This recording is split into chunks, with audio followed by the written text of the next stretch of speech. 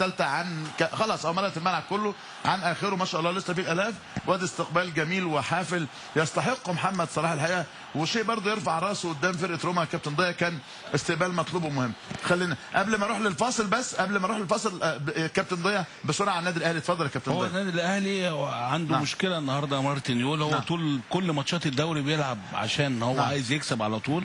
كان بيلعب دفاع متقدم عالي في كل معظم المباريات، وبيعتمد على انه بيضغط، ولما يفقد الكوره الرياكشن بتاع اللعيبه ازاي يجيبوها ويبتدوا الهجمه تاني، وكان ناجح في ده في معظم مبارياته. هل النهارده هيقدر يعمل ده مع روما، ولا هيغير هيلعب يأخر يعمل ديلي تاني؟ اعتقد انه ما اعتقدش انه في اول المباراه هيعمل دفاع متقدم، لازم يعمل ديلي، يعني هيتاخر شويه النهارده. يمكن او يمكن يعمل العكس. يبقى هيبقى بالنسبه لي انا هيبقى عملي مفاجاه. طبعا هتبقى في ادوار وفي تكليفات.